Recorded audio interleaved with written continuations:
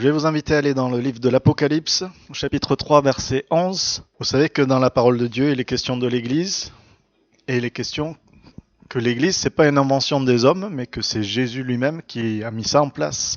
Et c'est bon de voir qu'est-ce que nous dit la parole de Dieu sur l'Église. Ça va être le but, mais on va commencer avec une promesse. Apocalypse 3, verset 11, « Je viens bientôt », c'est Jésus qui parle. « Retiens ce que tu as, afin que personne ne prenne ta couronne. Celui qui vaincra, je ferai de lui une colonne dans le temple de mon Dieu, et il n'en sortira plus. J'écrirai sur lui le nom de mon Dieu et le nom de la ville de mon Dieu, de la nouvelle Jérusalem qui descend du ciel d'auprès de mon Dieu, et mon nom nouveau.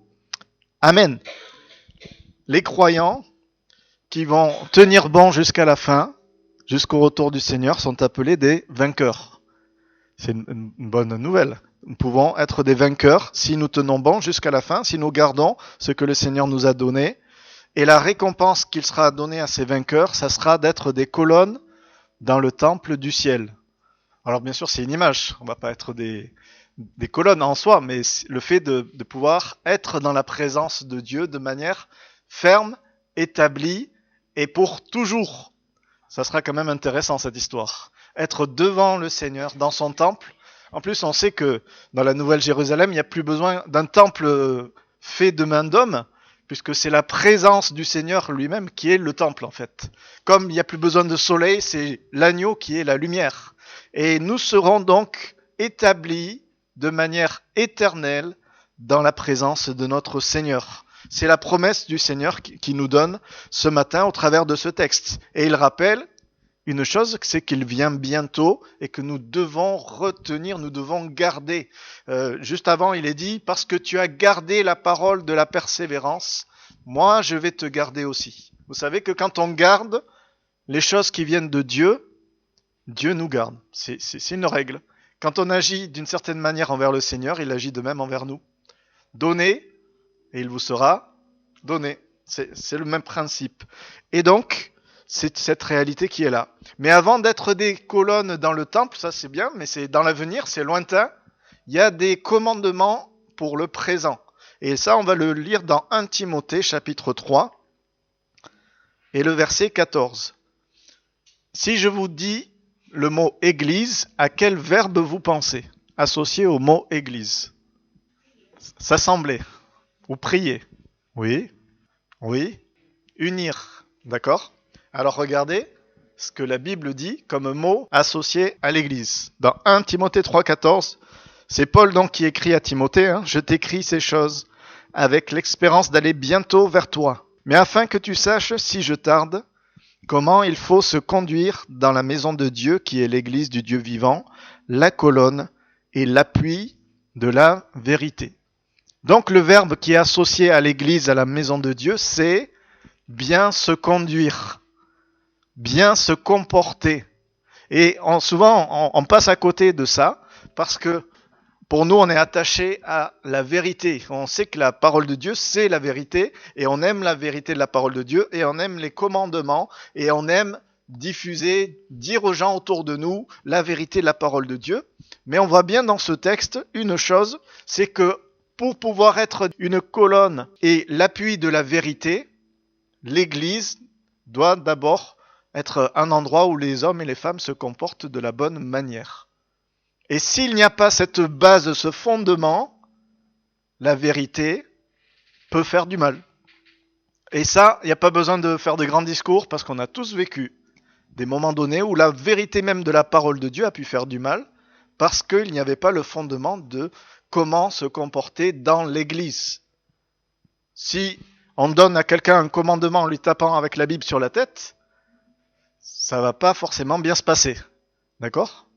Tandis que si c'est quelque chose que nous-mêmes on vit, on porte dans notre cœur la vérité de la parole de Dieu, et parce qu'on aime la personne et parce qu'on a compassion de la personne, on va lui apporter le message de la vérité, mais là ça va être une autre histoire.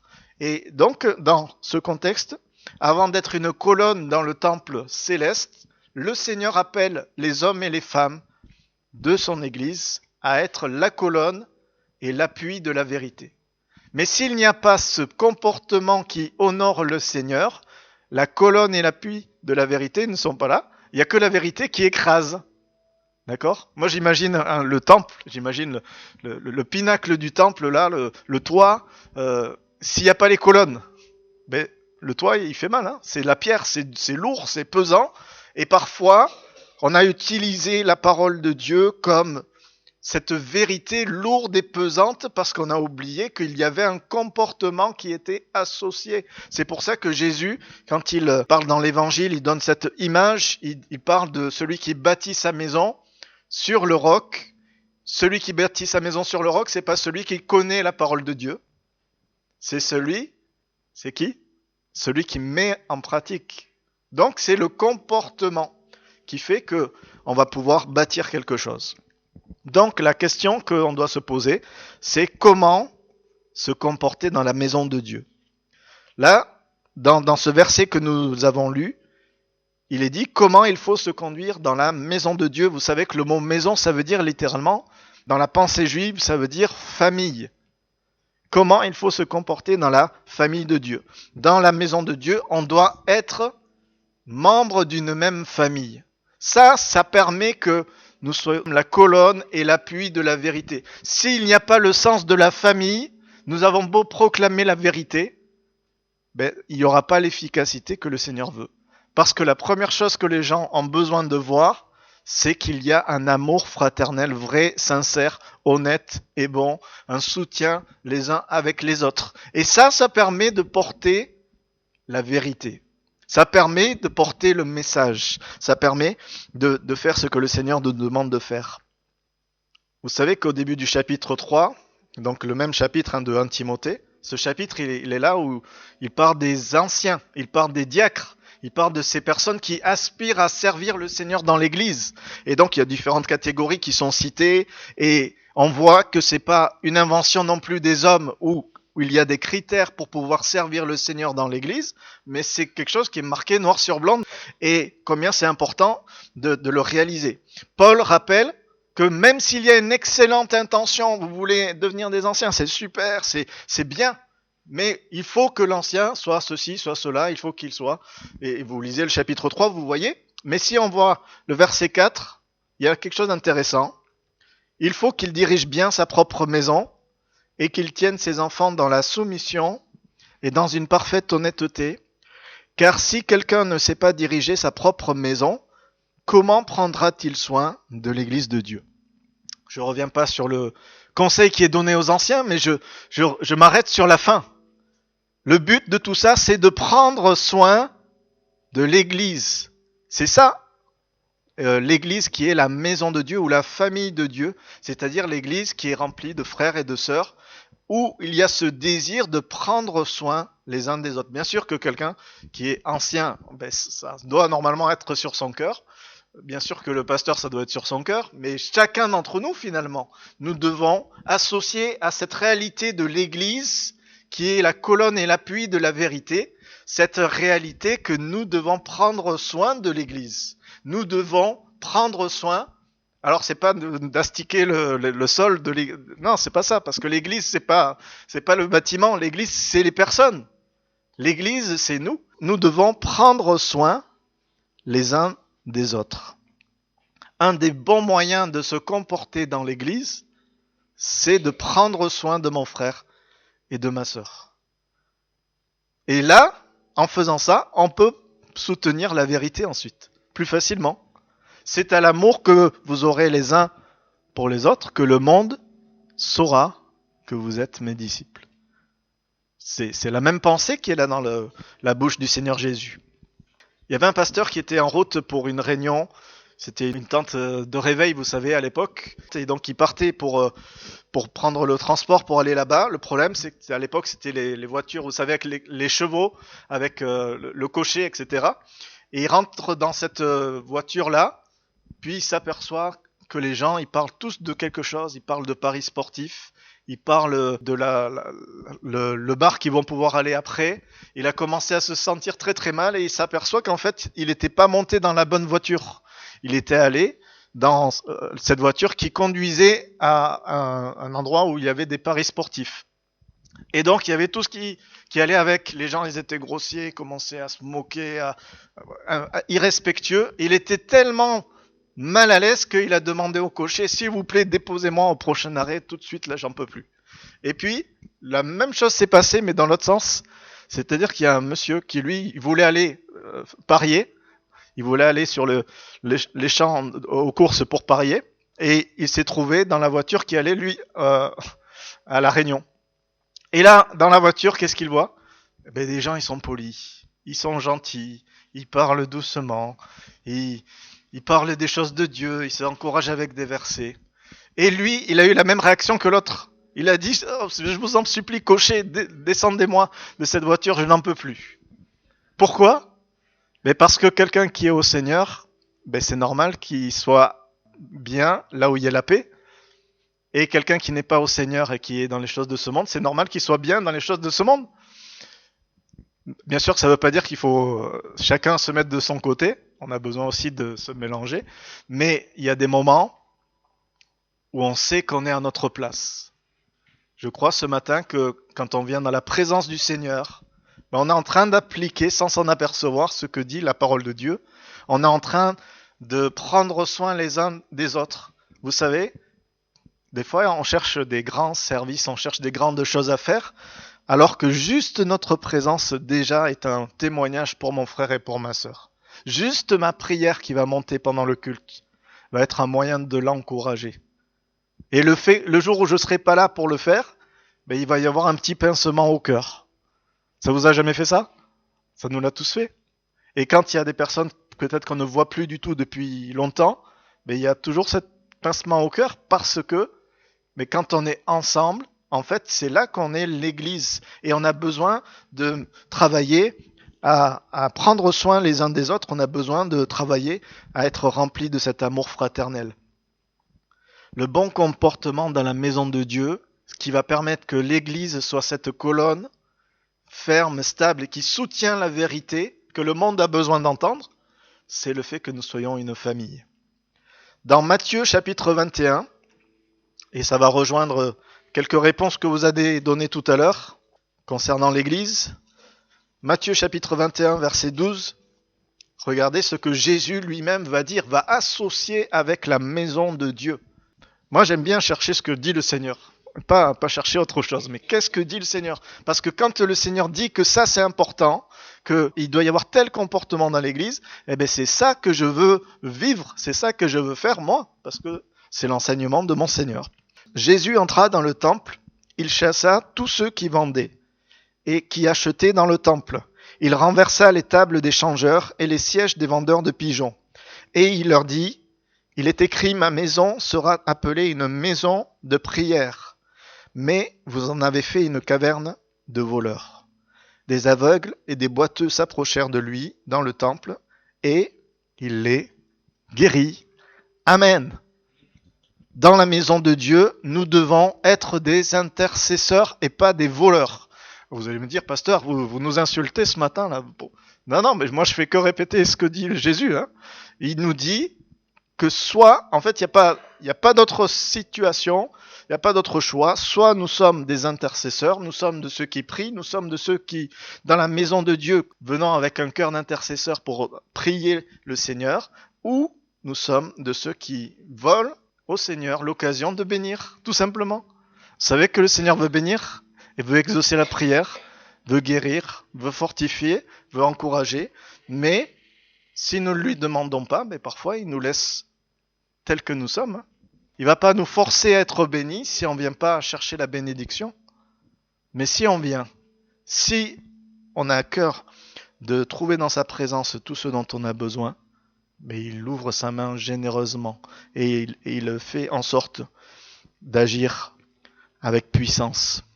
J'ai réfléchi à ce contexte où Jésus a dit cette parole. Mais dans le temple, il y avait les marchands d'animaux qui étaient là. Il y avait les fournitures qui étaient là. Les changeurs de pièces, tout ça, c'était pour quoi faire? C'était pour le commerce, oui, mais le commerce, pour les sacrifices. D'accord? C'était bien les sacrifices ou c'était mal? Ben, c'était bien, c'était la loi. Donc il fallait qu'ils le fassent. La loi de Dieu, hein, la loi pour les Juifs, la Torah.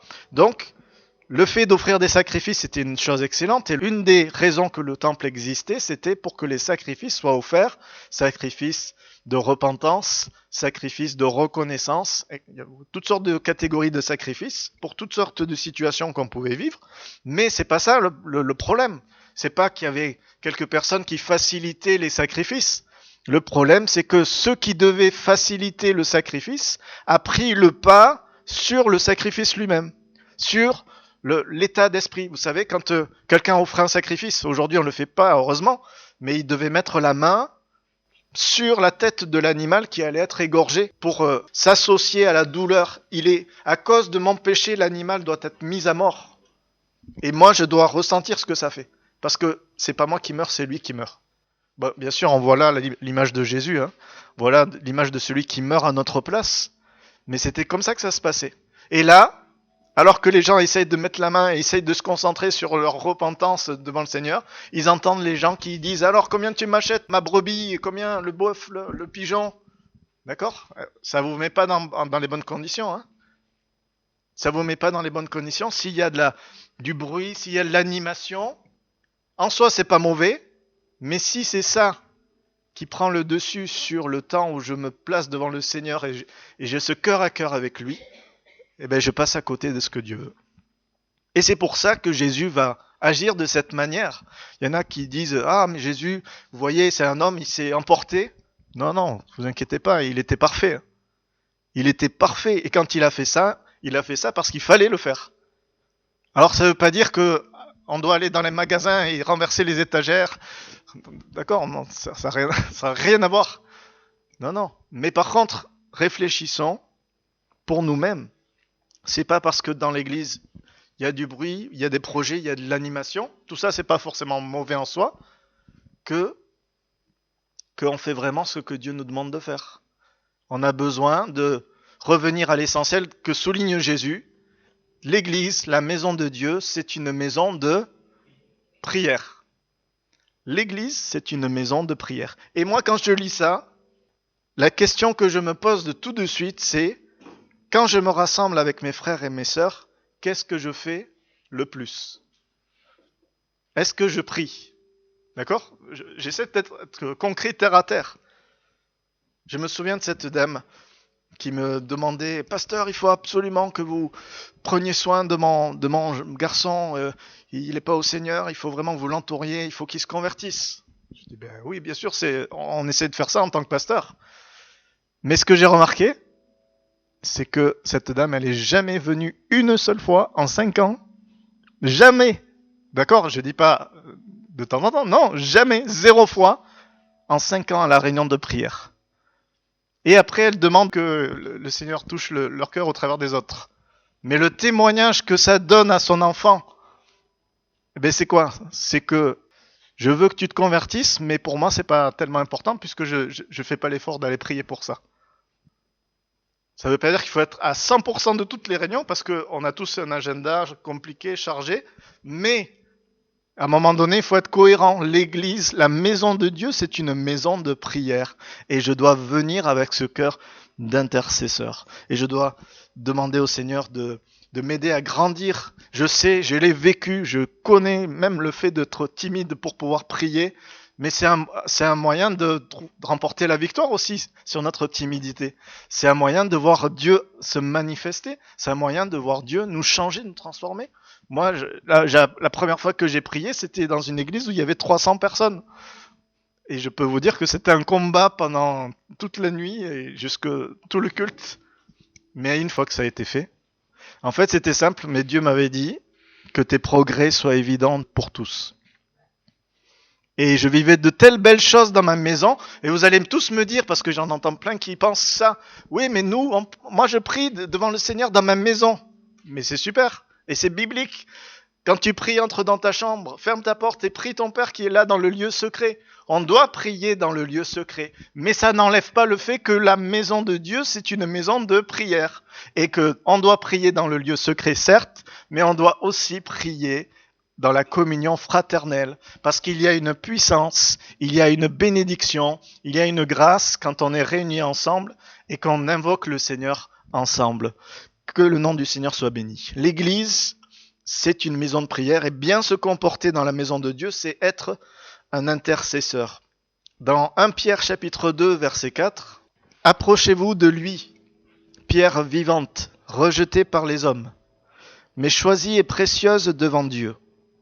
Et vous-même, comme des pierres vivantes, édifiez-vous pour former une maison spirituelle, un saint sacerdoce, afin d'offrir des victimes spirituelles agréables à Dieu par Jésus-Christ. » Amen. Qu'est-ce qui est associé à l'Église et à la maison de Dieu ici? Édifiez-vous pour former une maison spirituelle. Ça veut dire quoi? Ça veut dire que dans la maison de Dieu, nous devons être des bâtisseurs. Et nous devons être des sacrificateurs dans le sens de ceux qui offrent au Seigneur des sacrifices. Alors, on n'a pas besoin de porter les tenues du sacrificateur de l'Ancien Testament, ça n'a rien à voir avec ça, puisqu'on l'a bien lu, c'est une maison spirituelle, c'est un temple spirituel. Donc, c'est pas une histoire de tenue physique, c'est une histoire d'un cœur qui se tient devant le Seigneur. Et par exemple, la parole de Dieu nous donne comment offrir des sacrifices au Seigneur. Offrir un sacrifice de louange, qui est le fruit de lèvres qui confesse son nom. Quand j'offre ma louange le dimanche matin, vous savez qu'il y a un pasteur me disait encore qu'il allait à un endroit où il n'y avait pas du tout de louange spontanée. Bon, c'est une façon de faire, hein. Mais moi, je bénis le Seigneur qu'il y ait cette opportunité où chacun peut apporter, ceux qui le veulent, apporter sa louange au Seigneur, parce que c'est un sacrifice de louange que Dieu accueille avec joie. L'Apocalypse nous montre cette image de toutes les prières qui montent. Ce sont comme des parfums qui sont là et qui sont récoltés dans des coupes. C'est une belle image. Quand nous prions le Seigneur, il y a une conséquence dans le ciel. C'est ça que ça veut dire quand même.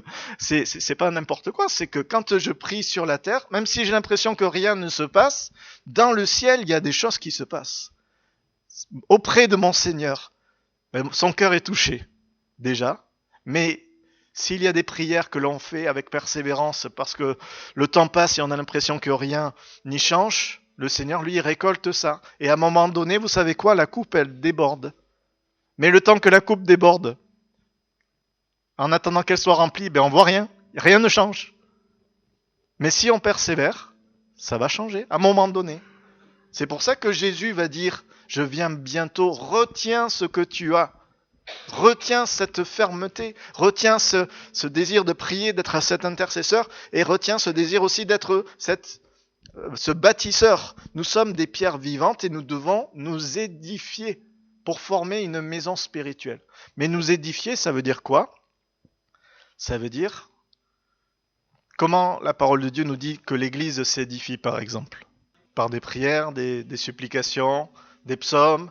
Enfin, il y a plein de choses qui sont données, hein. Et puis, un autre aspect, c'est les dons spirituels.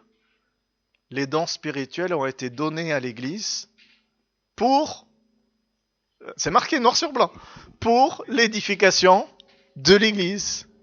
Donc, si je veux édifier l'Église, je dois prier, Seigneur, remplis-moi de tes dons les meilleurs, afin que je sois une source de bénédiction pour l'Église, pour bâtir l'Église. Vous savez combien l'Église a besoin des dons spirituels, de plus en plus. Et non seulement l'Église, mais quand on va aller rendre témoignage à quelqu'un, on a besoin des dons spirituels. Parce que on ne connaît pas les gens, nous, hein. Mais le Seigneur, lui, les connaît. Le Seigneur sait les paroles qu'il faut dire. Et si le Saint-Esprit nous oriente, si le Saint-Esprit nous conduit dans nos paroles, les cœurs seront touchés parce que c'est lui qui convainc de péché, de justice et de jugement. Nous, on n'a rien à faire si ce n'est de laisser le Saint-Esprit se manifester. Et c'est pour cela que si nous voulons être des bâtisseurs, il faut prier, Seigneur, remplis-moi du Saint-Esprit. Et quand je dis ça, je me pose la question à moi-même, quand c'est la dernière fois que j'ai apporté un don spirituel dans l'église? Ou peut-être même directement à mon frère. Vous savez, parfois, ça arrive. Et c'est pas mal. On a quelque chose sur le cœur pour une personne précise.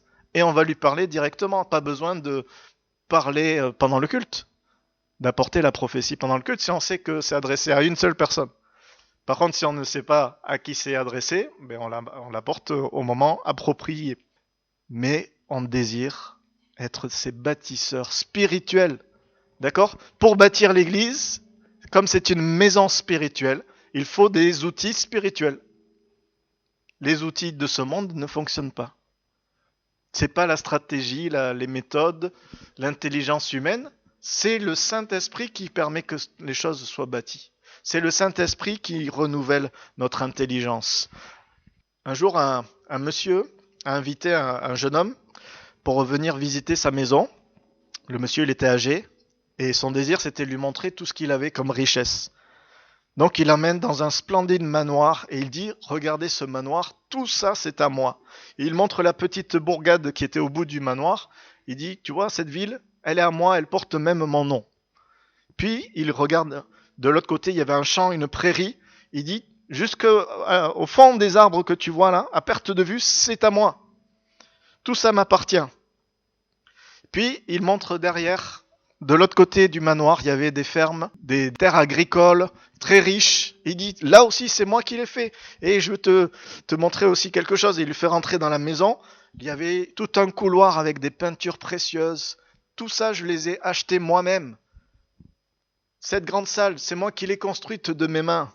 Elle porte mon nom. J'ai mis mes armoiries. Bon, on comprend qu'il voulait montrer combien il avait réussi. Hein. Et puis, le jeune homme lui dit, mais c'est très bien tout ce que vous avez, c'est impressionnant. Oui, en plus, tu sais, je suis parti de rien, j'étais pauvre, je n'avais aucune possession, et bien regarde ce que j'ai réussi à faire. Et puis le jeune homme qui était chrétien, il lui dit, mais vous avez tout cela sur la terre, mais qu'est-ce que vous avez dans le ciel? Et il dit, pardon? Oui, qu'est-ce que vous avez dans le ciel au paradis? Et là, le monsieur, un peu déconfit, il dit, mais j'ai peur de ne pas avoir grand-chose. Eh bien, le monsieur lui dit, quand tu partiras, tout ce que tu as bâti, construit, acheté, va rester là. Et quand tu te présenteras au ciel, tu seras comme un mendiant. Et le monsieur s'est mis à pleurer en réalisant qu'il avait bâti beaucoup de choses sur la terre, et il avait une certaine renommée, une certaine gloire, mais que face au trésor du ciel, ben, il n'avait rien. Et au bout de 4 mois après cette histoire, le monsieur il est mort. Et on ne sait pas s'il a fait le bon choix ou s'il n'a pas fait le bon choix. Mais toujours est-il que nous savons que pour investir dans les choses qui durent, on doit bâtir dans les choses spirituelles. Et la première chose que nous devons faire, c'est offrir au Seigneur un cœur spirituel, un cœur nouveau. Notre cœur de chair, à un moment donné, il va s'arrêter. Hein, c'est pas un secret. Mais le Seigneur veut que notre âme, notre esprit, notre être spirituel, lui perdure et puisse aller dans son ciel de gloire, être cette colonne dans le temple dont nous avons parlé tout à l'heure. Mais cela est possible que si nous offrons notre vie au Seigneur et si nous lui bâtissons cette maison spirituelle qu'il désire. Nous sommes appelés à être des bâtisseurs et il est même parlé des sacrificateurs afin d'offrir des victimes spirituelles. Là encore, c'est un peu bizarre ces expressions parce qu'on n'a pas l'habitude. Mais vraiment, c'est ce fait d'être ces sacrificateurs, ces hommes et ces femmes qui offrent au Seigneur ce qu'il attend. Dieu attend certaines choses de nos vies. Dieu attend certaines choses de nos âmes. Quand on lit Hébreux 13, on voit par exemple qu'il parle de sacrifice de louange, mais juste après, il parle de libéralité, il parle de bienfaisance. Quand on fait des œuvres de générosité envers quelqu'un qui est dans le besoin, c'est un sacrifice devant Dieu. Maintenant, c'est pas à moi de dire il faut que vous donniez à ceci, à cela. On le fait parfois quand il s'agit d'aider l'église persécutée, quand il s'agit d'aider les églises à l'étranger avec l'action missionnaire, etc. On le fait. Mais le Seigneur nous appelle à les uns et les autres à être des sacrificateurs. Sacrifice de générosité, de libéralité, sacrifice de louange, sacrifice d'obéissance aussi. Est-ce que c'est pas un sacrifice que d'obéir au Seigneur? L'obéissance vaut mieux que les sacrifices. Alors, si l'obéissance vaut mieux que les sacrifices, il vaut mieux obéir. Parce que ça, c'est quelque chose qui va plaire au Seigneur. Alors, attention, c'est pas l'obéissance à n'importe qui, à n'importe quoi. C'est l'obéissance à la parole de Dieu et aux principes du Seigneur. On termine avec ce verset Ecclésiaste, chapitre 5, verset 1. Justement, qui donne ce conseil par rapport à la maison de Dieu, encore une fois. Prends garde à ton pied lorsque tu entres dans la maison de Dieu. Approche-toi pour écouter, plutôt que pour offrir le sacrifice des insensés, car ils ne savent pas qu'ils font mal Amen. Approche-toi pour écouter plutôt que pour offrir le sacrifice. Ah, vous allez me dire, ah, mais voilà, pasteur, moi, quand je viens, je fais que écouter. Vous voyez, c'est marqué. Oui, mais ça, attention, c'est pas ça qu'il est dit. Il est dit, approche-toi pour écouter. L'écoute, ça va permettre de réfléchir. Est-ce que le sacrifice que je veux apporter, c'est un bon sacrifice ou est-ce que c'est pas le bon? Et dans ce moment-là, il vaut mieux que je me taise et que je dise, Seigneur, pardonne-moi, parce qu'il y a des choses qui ne vont pas dans mon cœur. Mais une fois que ça c'est réglé, je peux offrir au Seigneur le sacrifice de louange et d'adoration. Il n'y a pas de souci. Et quand nous sommes face à la table de la Sainte Seine, face à ce symbole du sacrifice du Seigneur, c'est une bonne occasion aussi de repasser devant nos yeux ce que nous avons pu faire de bien ou de mal et de dire s'il y a du mal, Seigneur, pardonne-moi. Seigneur, sanctifie-moi à nouveau comme au premier jour. Je veux me tenir devant toi. Oui, je ne suis pas un sacrificateur avec de beaux vêtements, mais je veux que mon cœur soit lavé, mon cœur soit, Seigneur, purifié totalement, blanc comme la neige. Ouais, on a ce chant qui le dit et qui est tellement vrai. Quand le Seigneur fait cette œuvre dans notre cœur, on se sent tout blanc, on se sent tout propre, on se sent tout purifié par sa grâce. Oui, il y a cette nécessité de s'approcher du Seigneur de manière respectueuse. Il y a cette nécessité de bien se comporter dans la maison de Dieu. Et si je fais ça, ne vous inquiétez pas, la vérité va pouvoir être portée avec fermeté. L'Église va pouvoir être la colonne et l'appui de la vérité. Et l'Église a besoin d'être la colonne et l'appui de la vérité. La vérité a besoin de retentir sur cette terre. Mais elle doit retentir avec une Église qui se comporte de la bonne manière. Une Église qui vient dans cet esprit de famille. Une Église qui vient dans cet esprit de prière. Une Église qui vient dans cet esprit de sacrifice, de bâtir, de construire. Construire le royaume de Dieu. Même si des fois on a l'impression qu'il n'y a rien qui avance. Mais si on est dans les plans du Seigneur, c'est lui qui s'occupe du fruit. Hein. Si nous faisons ce que nous devons faire, le reste appartient au Seigneur. Et à nous de venir auprès de lui et de dire Seigneur, je veux être cette colonne. Pas de manière personnelle, mais de manière générale. Ensemble, nous voulons être cette colonne et cet appui de la vérité. Parce que le Seigneur nous invite à être cette maison de Dieu. Le Seigneur nous invite à être cette église dans laquelle il va pouvoir manifester sa gloire. On ferme les yeux quelques instants. Merci Éternel. Merci parce que tu fais de nous, alors que nous ne méritons rien, que nous sommes, Seigneur, seulement des pécheurs que tu as rachetés par grâce. Tu fais de nous, Seigneur, cette église, cette maison de Dieu, la colonne et l'appui de la vérité. Seigneur, nous ne méritons pas de porter ta vérité dans ce monde. Et pourtant, c'est ce que tu désires que l'Église fasse. Nous prions pour notre Église locale, Seigneur, mais nous prions pour toutes les églises dans ce département. Que, Seigneur, nous soyons les uns et les autres des porteurs de cette vérité qui libère, cette vérité qui affranchit. Mais aide-nous, Seigneur, à être ces porteurs pleins d'amour, de compassion, à être ces porteurs pleins de grâce, pleins de prières aussi, d'intercession véritable. Parce que tu vois combien notre monde a besoin de connaître un Dieu qui répond à la prière, Seigneur. Nous voulons être, Seigneur, ces intercesseurs. Nous voulons être cette maison de prière et pas voler aux gens ou voler à nous-mêmes l'opportunité de te voir bénir, Seigneur. Tu es le Dieu qui veut bénir, tu es le Dieu qui veut secourir, tu es le Dieu qui veut agir, tu es le Dieu qui veut transformer, qui veut libérer. Alors Seigneur, oui, nous voulons crier à toi ce matin. Viens renouveler nos âmes. Viens, Seigneur, nous donner cette vision de l'Église que tu veux afin que ça soit cette Église qui honore ton Saint-Nom. Aide-nous à prendre soin de l'Église. Aide-nous, Seigneur, à bâtir, à édifier, à encourager, à fortifier par tous les moyens que tu mets à notre disposition. Et pour ta gloire, Seigneur, béni soit ton Saint-Nom, Jésus. Amen.